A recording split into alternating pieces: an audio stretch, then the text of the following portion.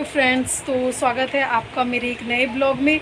और आज है जन्माष्टमी। आप सभी को जन्माष्टमी की ढेरों शुभकामनाएं और भगवान श्री कृष्ण को मेरी और आपकी ओर से जन्मदिन की बहुत सारी बधाइयाँ। तो आज का दिन आप सभी के लिए शुभ हो, मंगल हो, ऐसी मैं कामना करती हूँ। और इसी के साथ में मेरे ब्लॉग की शुरुआत करती हूँ मैं। तो नमस्कार। तो आइए स्टार्ट करते हैं। वैसे तो मैं आ गई थी आज सुबह जल्दी सारा काम करके दुकान पे एज यूजुअल, जैसा कि मैं हमेशा ही करती हूँ। और उसके बाद फिर ये रुद्र भी नहा करके, ये इसको भी नहला वहला करके परी ले आई थी। आज इसको परी ने नहलाया अपने छोटे भाई को, कह रही थी खाना आज मैं बनाऊँगी इसको। तो ये दोनों भी नहा के आ गए और अब पूजा कर रही है राधिका। और तो आज है सोमवार और अभी मैं सोच रही थी, आज का हमारे इधर सोम बाज़ार लगता है, मैंने आपको पहले भी बताया है। तो मैं सोच रही हूँ कि अभी सोम बाज़ार जाऊँ मैं, और मुझे रुद्र के लिए एक टी शर्ट लेके आना है। तो मैं बाज़ार जाऊँगी अभी थोड़ी देर में। तो ये देखिए, ये हमने दुकान लगाया हुआ है क्योंकि मैंने आपको बताया हुआ है कि हमारा कॉस्मेटिक भी है। तो हम जब भी सीज़न आता है ना त्योहारों का, तो मैं वो भी सामान रख लेती हूँ दुकान पे। तो अभी हमने ये जन्माष्टमी का भी थोड़ा सा सामान रखा हुआ है, तो हमने बाहर ही लगा दिया है इस तरीके से।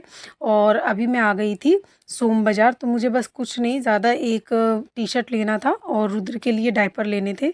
तो मैं आ गई थी यहाँ से टी शर्ट वगैरह लेकर के अब।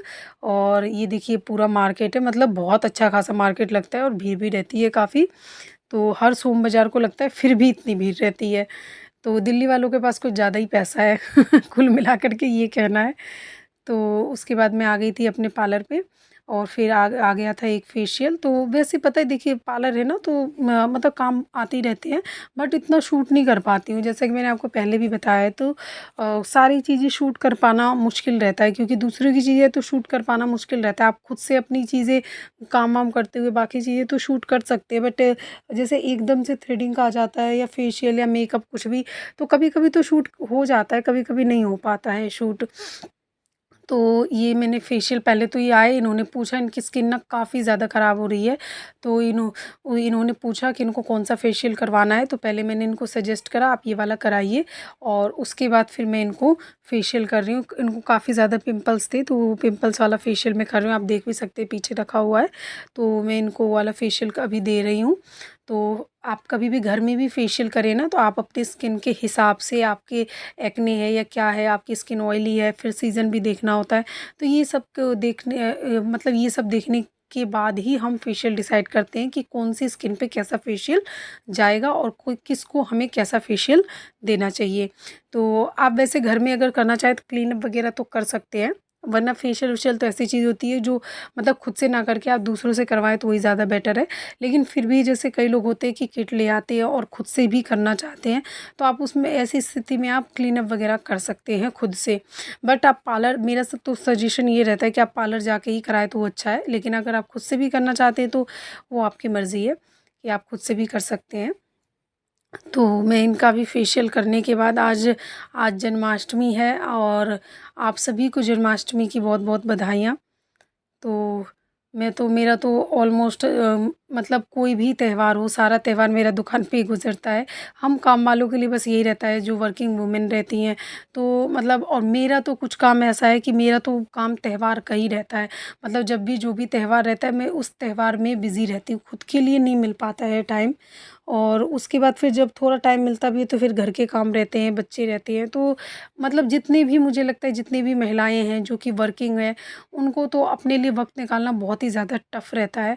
लेकिन मुझे ऐसा लगता है कि अपने लिए भी वक़्त निकालना बहुत ज़्यादा ज़रूरी होता है, क्योंकि समय ऐसी चीज़ है जो बीतता जाता है, और एक मतलब टाइम आता है ना जब हम ये फिर सोचने लगते हैं कि मुझे, मतलब मेरी ये इच्छा थी, मतलब ये पहनना था, ये यहाँ घूमना था, हम नहीं कर पाए। क्योंकि देखो एक ही ज़िंदगी है और सबको एक दिन मरना है, और जो भी है हमारे पास वो सब यहीं पे ही रह जाना है। तो मुझे ऐसे लगता है अपनी छोटी-छोटी जो ख्वाहिशें हैं ना, हमें अपने आप के ऊपर भी ध्यान देना चाहिए। ज़्यादा तो नहीं हो पाता है, बट फिर भी थोड़ा बहुत अपने लिए सोचना चाहिए। इसमें कुछ भी सेल्फ़िश वाला नहीं है। मैं भी पहले अपने बारे में कुछ भी नहीं सोचती थी, बहुत प्रॉब्लम्स थी, अभी भी है, लेकिन अब थोड़ा-सा ना नज़रिया चेंज हो गया है जीने का।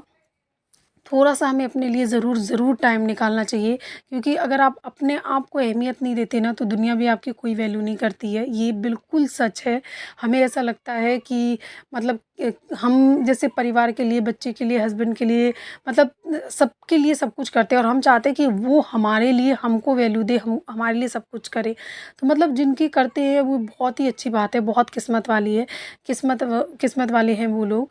लेकिन जिनके साथ ऐसा नहीं है, कुछ प्रॉब्लम्स है घर में, तो मुझे ऐसा लगता है प्रॉब्लम्स तो रहेंगी ही जीवन भर, कुछ ना कुछ सबके जीवन में प्रॉब्लम्स रहती हैं। तो अपने लिए वक्त निकालना बहुत ज़्यादा ज़रूरी है, और अपने लिए, अपनी खुशी के लिए, मैं ये नहीं कह रही कि सिर्फ़ और सिर्फ अपनी खुशी के लिए इंसान को जीना चाहिए, नहीं। परिवार, बच्चे, ये तो सबसे प्रायोरिटी होती है हमारी, मतलब प्राथमिकता होती है कि हमें इन्हें तो सबसे पहले देखने हैं। तो लेकिन मतलब जैसे आपका 100% टाइम है, तो उसमें से ज़्यादा नहीं तो 10 या 20% आपको अपने लिए भी जीना चाहिए, मुझे ऐसा लगता है। इस जर्नी में मुझे भी अपने लिए वक्त निकालना बहुत ज़्यादा मुश्किल हो जाता है, लेकिन फिर भी मैं अब कोशिश करती हूँ थोड़ा बहुत अपने लिए वक्त निकालने का, क्योंकि पहले मैंने बहुत ज़रा सा भी अपने लिए नहीं सोचती थी, और मुझे आज इस वक्त का बहुत अफसोस होता है कि मैंने बहुत सबके लिए सब बहुत कुछ करा, लेकिन कोई वैल्यू रहती नहीं है। आपको मैं सही बताऊं, एक वक्त निकल जाने के बाद ना, कुछ गलत लोगों को ना, मतलब आप कितना भी कर लो, कोई वैल्यू नहीं होती है, कुछ भी नहीं होता। जिस दिन आप उनको करना भूल जाओगे ना, उस दिन मतलब, या छोड़ दोगे करना, तो बाकी का जो पीछे का किया हुआ है ना, वो सब पे भी आपको ये समझ लो कि पानी पड़ जाएगा, मिट्टी पड़ जाएगा, कोई मतलब उसके भी मायने नहीं रहेंगे। तो इससे अच्छा है, करो, परिवार, फैमिली सबके लिए करो, पर थोड़ा सा वक्त अपने लिए भी निकालना बहुत ज़्यादा ज़रूरी है। तो इनका फेशियल अब कंप्लीट हो चुका है, और मैंने ये पैक लगा दिया है। पैक हम ये 15 मिनट रखेंगे, और 15 मिनट रखने के बाद पैक को वॉश कर देंगे हम। और वैसे आज मैं ना साड़ी पहनने वाली थी, तो मेरा मन कर रहा था, क्योंकि कभी कभी त्योहार व्योहार पे ही साड़ी पहन पाते हैं। पहले तो मैं सब कुछ पहन लेती थी, लेकिन अब रुद्र छोटा है ना, तो नहीं, मतलब बच्चे का ध्यान रखने में ना अपना बिल्कुल भी नहीं हो पाता है। लेकिन अब थोड़ा बहुत तो मैं कोशिश करती हूँ। तो साड़ी का मैं सोच रही थी, लेकिन फिर मैंने ये वाला सूट निकाला, तो ये बहुत दिन हो गए थे ये वाला सूट पहने हुए, तो मैंने ये वाला पहना। और अब ये अगले दिन का है, क्योंकि जन्माष्टमी वाले दिन मैं ज़्यादा शूट नहीं कर पाई थी, तो ये उसके अगले दिन का है। तो मैं अभी, जन्माष्टमी हमारा बढ़िया बीता, अच्छा बीता। हमारी गली में भी खूब अच्छे से मनाते हैं सभी लोग जन्माष्टमी का त्यौहार।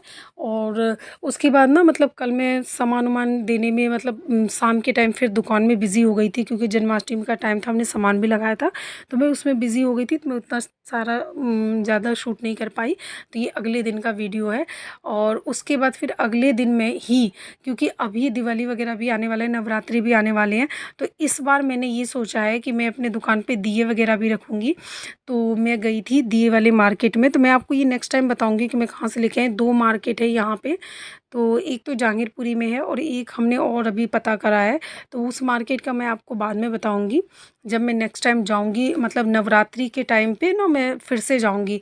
पिछली बार भी मैं सोच रही थी कि मैं कॉस्मेटिक के साथ साथ दिए वगैरह भी कुछ रख लूँ, क्योंकि दीपावली में भी आ रही है, नवरात्रि आ रही है, तो ये सब भी सेल होता है, लेकिन मैंने ना रखे नहीं थे। लेकिन इस बार क्योंकि मुझे मार्केट का पता करना था, तो मैं गई थी, और गई थी तो मैंने मतलब 2-2.5 हज़ार के तो सामान ले लिया है। और उसके बाद अगली बार में, और मतलब अभी नवरात्रि आने से पहले 9 तारीख को, शायद 8 या 9 को नवरात्रि शुरू है, तो मैं उससे पहले 1 या 2 तारीख को जाऊंगी, और फिर सारा सामान अभी नवरात्रि का जो भी है सब लेके आऊँगी। उसके बाद ये कल, मतलब ये फिर आज का वीडियो है, क्योंकि ना कल मैं दिए लेने गई थी, और उसमें ही पूरा दिन निकल गया था, मतलब 2 से 4 घंटे तो उसमें लगे थे। और हमारे इधर ना पूरा रोड ऐसा जाम हो रखा है ना, कि मैं आपको क्या ही बताऊं। बिल्कुल बिल्कुल भी मतलब रास्ता ख़राब हो रखा है। तो मैं गई थी, फिर मतलब सामान सारा लेके आई, फिर दुकान में लगाया, फिर न फिर उसके बाद मैं घर भी गई, फिर शाम का खाना वाना सब बनाया।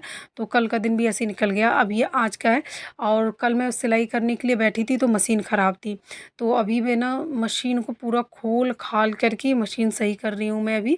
मतलब इसमें बार बार ना धागा टूट रहा है, तो अगर आपकी भी जैसे कोई मशीन है और धागा वागा टूट रहा है ना, तो उसका देखिए मैं आपको सबसे अच्छा इलाज बताती हूँ। मैंने ये अपनी मशीन को 2 से 3 बार ये ट्राई करा है, मतलब सही से चल नहीं रहा था, धागा टूट रहा था।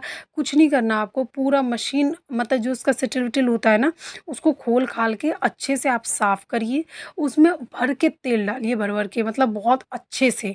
मैंने पूरी एक छोटी सी जो बोतल आती है, दो मतलब ये वाली जो देख रहे हैं आप मेरे हाथ में तेल की, ये मैंने पूरा मशीन में डाल दिया था, पूरा सफाई करके अच्छे से, और पूरा मतलब तेल डाल दिया था सारे, जहाँ जहाँ जहाँ पे भी छेद होता है, और मशीन को उल्टा करके पीछे की बैक साइड नीचे की तरफ, मतलब पूरे में अच्छे से तेल डाल दिया था मैंने। और उसके बाद आप विश्वास करेंगी, इतना बढ़िया मशीन चल रहा था ना, और कोई धागा नहीं टूट रहा था। तो आपका ना, जैसे आप घर में सिलाई वगैरह भी करते हैं, तो आपको एक चीज़ का ध्यान रखना होता है कि कई लोग जैसे घर में सिलाई करते हैं तो तेल रोज़ नहीं डालते हैं, या फिर जो कभी कभी सिलाई करते हैं वो भी तेल नहीं डालते हैं।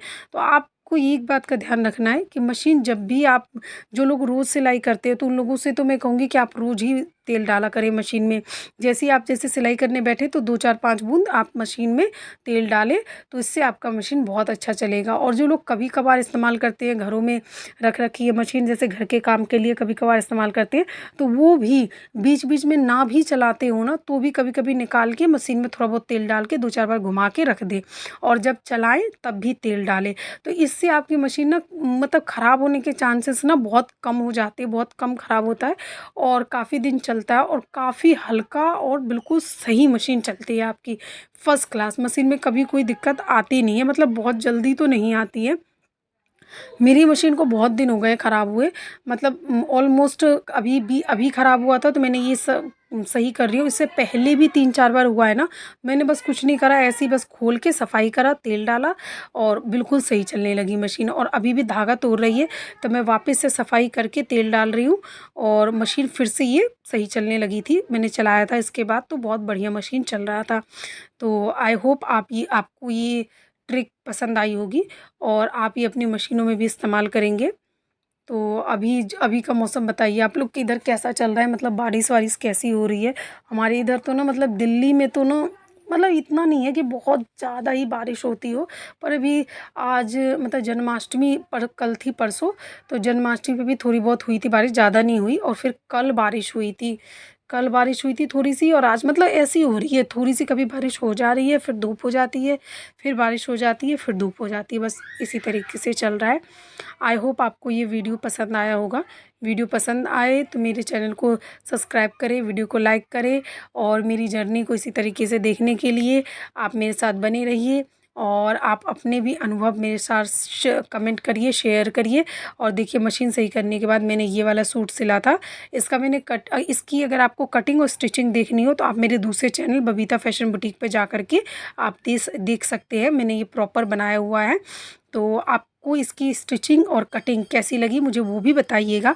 आई होप आपको ये वीडियो अच्छा लगा हो। Okay, bye bye.